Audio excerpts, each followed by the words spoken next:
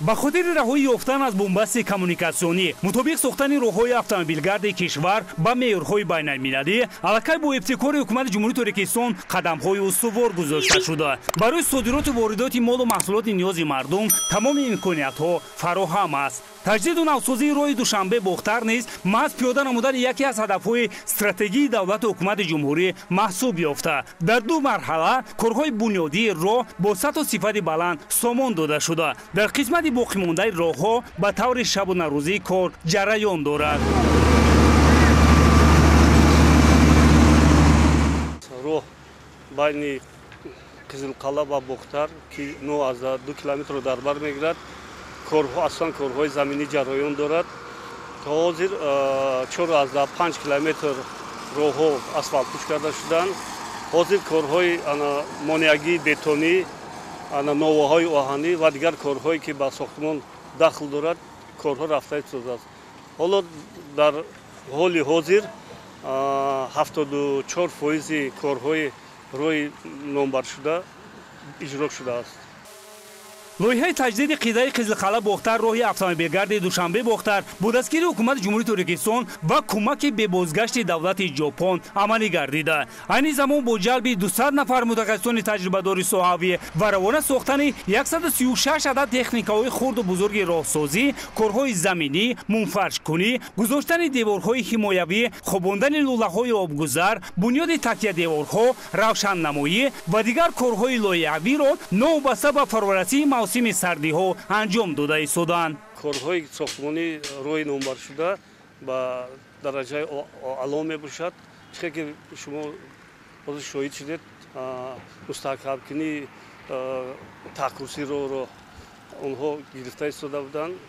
ҳар вақт дар байни ҳар 1000 метр мустаҳкамии таъққуси зичии роҳро гирифта мешавад. вобаста аз ҳамин аст. зичии роҳ ки таъққуси роҳ ки мустаҳкам бошад, албатта роҳ ҳам ба сифати аъло ба сомон расонда мешавад. мо нигоҳ накарда ба синни соли худ мақсад ҳамин кор машғул кардем. барои ҳамин давлат мақсад як вай кунем, беҳбудӣ кунем. гес ироғунда ҳам кор кардем, мақсад мошинода мақсад пассажир бурдем овардем. онҷа 2 сол дар роғунам вай кардем, машғулият кардем. анака бо ин омадем буда инҷа маошҳои нақд метр рӯзгора хеле вай кардем. мақсад ками кам 10,000 метр то 4-5,000 оила мегиранд мардум. мақсад моҳона мегиранд маош. ҳам ватани Хидмонобод мегиранд, ҳам маош метиҳанд, ҳам музду, ҳам миннатдорида мақсад. лоиҳа дорои озмоишгоҳи муосири худ буда, ҳам сифати масъулаи истифодашуда ва ҳам технологияи кори роҳсозӣ зери назорати ҷиддии мутахассисони касбӣ қарор дорад. зерои роҳи мошингарди Душанбе-Бохтар дорои 4 хати ҳаракат буда, паҳнои он аз 23 то 27 метрро ташкил медиҳад. баъди татбиқи пурраи лоиҳа мутобиқи стандарт роҳ ба дараҷаи 1Б шомил мегардад. ин ҳам дар ҳолест ки қаблан ҳамин роҳ чандон ба талаботи давр ҷавобгӯ набуда, бо назардошти арзёбии мутахассисони соҳа паҳноияш то 14 метр ва 2 хати роҳ ба дараҷаи 3 баҳогузорӣ мешуд. роҳҳои мо ҳозир роҳҳои байналмилалӣ ҳастанд. ман ҳамин маҳсулотҳое ки аз давлатҳои дигар, аз Европа, аз дигар давлатҳо ба инҷо ба як тариқи осонӣ, ҳамчуноне ки чанд рӯз моҳ пештар конфронси логистикӣ шуд. ин барои ҳамун соҳибкоро буд ки якне маҳсулоти худро ба ҳамин роҳҳое ки бунёд шудаанд осон дастрас мекунанд. мана вилояти Хатлон бо вилояти Омск яъне шартномаи байни ҳамкорӣ кард ки яъне маҳсулотҳои хоҷаи қишлоқ аз давлати Русия, Федератсияи Русия ба мо мисол маҳсулотҳои макаронӣ ё ки вай гандум бигем дигар янҷа маҳсулотҳои лимону маҳсулотҳои полезии моро ба онҷа яъне ба ҳамин тариқи роҳҳо мебаранд. роҳ яъне ки чӣ бигем, яъне ки ба манфиати ҳамаи шаҳрвандони ҷумҳурӣ ҳастанд. бо ду тарафи сам ҳаракат мешавад ва байни муқобил бардирҳо яъне ки монеаҳои бетонӣ мемонанд ки барои ҳаракати мунтазами нақлиёт бехатарӣ таъмин мекунанд. бо чунин сату сифат таҷдиду аз навсозӣ гаштани роҳро сокинони маҳаллӣ хаёлан танҳо орзу мекарданд, зеро бори нахуст аст ки назди хонаҳояшон сар карда аз сафолатпӯш гаштани роҳҳои пиёдагард, равшаннамоӣ, таъсиси изгоҳи нақлиётӣ то хобондани лӯлаҳои обгузар, бунёди такядеворҳо, панҷарабандии қисмати роҳро тибқи лоиҳа сомон дода истоданд. ниҳоят хурсандем. این خیلی را ما راست گفت در این 30 سال یگان کس باوری نداشت که به این درجه ترقی می آورد. گپ راست زدن. این رو اکی خیلی را گفتی که ما گفتی که میشه تمام کردیم. آرزو داشتیم. آرزو داشتیم که خداوند گفتی همین روزا را آورد به سر ما. خداوند پرچو را در طول سرمون نگاه بداره. فیض برکت زیاد کنه. چه خیلی رسد؟ پرچ خیلی رفتن سر. خب با درجه اولیش خوب رفتیست. شب و روز آدم مهنت کردن در خانگی در چی به نیت مهنت کردن. اخطان دا ایتاری امید یکم کسافتی به این درجه میشه. ронандагон аз шароити фароҳамовардаи ҳукумати ҷумҳурии Торикистон ва таваҷҷӯҳи пайвастаи асосгузори сулҳу ваҳдати миллӣ пешвои миллат, президенти ҷумҳурии Торикистон муҳтарам Эмомалӣ Раҳмон ба соҳаи роҳдорӣ хело хушнуд буда ҷиҳати бунёди чунин роҳҳои баландсифат изҳори қаноатмандӣ мекунанд. Якне ки дар давраи шӯравӣ иншоото 4-5 ошона зиёд набуд. Ходи нигоҳ ки иншоотое ки 12-14 ошона шидагия дар қирған ягон кас боварӣ надошт ки ин қадар иншоот мешавад. аку роғони туннел ва хакувора гуфтан намешавад. ба ин қадар сол кардана ягон кас боварӣ надошт. лично ман худам боварӣ надоштам ки давлати мо дар ин қадар ҷангову дар ин қадар машаққатҳое ки гузарондагия давлати обод шуданаша ман худам рости боварӣ надоштам.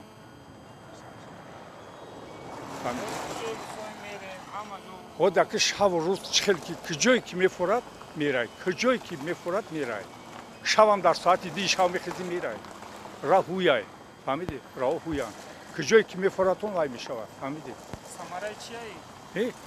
راست یا ثمره استقلالیت است ثمره گفتی چی که برکتی پوچوار به این درجه آوردن یگان کس بگم که یگان کس من لیش نخدم بواری نداشتم که دولت ما به این درجه وای میشه چون که جنگوی مشقت که ما جنگوی شهرنوردی گذاشتیم برادری گذاشتیم ما بواری نداشتم لیش نخدم بواری نداشتم که دولت ما به همین درجه ترقی می‌یافت چون که در 70 سال دوره شوروی ما یک راه را ساز کنات نیستیم فهمیدی یک گرانیت دریای 5 کی میگذاشت وای میکرد همون را ما هر سال که میلیون پول جدا میشید همون هر سال ما گریزه بودیم او میزنه خود اختیار شده نگه که دولت به چه درجه رسیدگیه این کوپول که این تونل بگو این تونلی که مثلا ساز کرده این تونل را یگان کس من لیش نباوری نداشتم که در ما همه چیز رو میشود طرفی دنگره طرفی کولوب رفتنم ما اکن درباره اون نقب‌ها نمیگیم نقب‌هایی که چقدر روح‌ها را نزدیک کرده بسیار کارهایی که این با گفتن نمیشه این فقط شخصی که با چشم میبیند و بعد از این هم باید که این صلح و امانی را استقلالیت دولت جمهوری تاجیکستان باید که هر یک شهروند تاجیکستان باید چون گوهره که چشم نگاه کنند طبق اطلاعات جونی ملکای 74% کارها با نظرداشت معیارهای بین‌المللی انجام یافته. تصمیم است که در عرفه عید بین‌المللی نوروز مرحله سوم یعنی قیده قزلخاله باختر روی اتومبیلگرد دوشنبه باختر رسما مورد بهره برداری ساکنان قرار میگیرد. بنیاد نوسازی راه مذکور اهمیت اقتصادی و اجتماعی داشته. در بهتر نمودن سطح زندگی اهالی و رشد اقتصادیات مملکت زمینه واقعی میگذارد. در این زمینه جهت وسیع نمودن جغرافی حمل و نقل مال و محصولات، بلند برداشتن استفاده خدمترسانی نقلیاتی و پوره از بنبست کمونیکاسیونی، رهایی یافتن و به کشور ترانزیتی تبدیل یافتن تاجیکستان صاحب استقلال مساعدت خواهد کرد. راه آباد شود، همراه شود، رفت آمدی دوستی بسیار میشود. که جایی که میخوایی میرای، یگان مشقت برای راه در رفتن آمدن نیست. فهمیدی؟ گفتی چی که بین دولت ها مشکلات زیاد می شود рафт омад содирот воридот бисто мешавад фаҳмидӣ ай як вилоят ба вилояти дигар кадом вақт ки мехоҳад меравад аввал набоди ҳеҷ чиз аввал ай қирған ба клуба рафтана ман худам боварӣ дорам ки доштам ки дар ин давраи ҷанг ба трактор мерафтем ба велосипед пиёда мерафтем боди нигоҳ кун ки чӣ қадар техника чӣ қадар ваштагӣ ҳамаи музаффарияти истиқлолияти муставаяти фаҳмоиши мардуманд маданияти мардуманд дар зарфи 31 соли даврони соҳибистиқлолии мамлакат дар ҳудуди ҷумҳурӣ шумораи бештари иншоотҳои бузурги аҳамияти стратегӣ дошта сохтаву мавриди баҳрабардорӣ қарор гирифтаанд ки ҳатто шумулашро дар даврони шӯравӣ наметавон бо чунин иқтидор номбар кард. бунёду аз навсозӣ роҳи душанбе бохтар аз шумули чунин иншоотҳои аҳамияти стратегӣ дошта маҳсуб ёфта мутахассисони ватанию хориҷӣ дар марҳилаи савуми роҳ бо сатҳу сифати баланд роҳро бунёд намуда истоданд. метавон гуфт ки 70% маҳсулоте ки барои сохтмони ин роҳ истифода бурда мешавад ашёи хоми ватанӣ буда барои рафтуомади нақлиёти ҷамъиятию хусусӣ шароити беҳтареро фароҳам меоранд. қурбонаби қурбонов, фирӯзҷон қурбонов, баробарумаи навид аз шаҳри бохтар.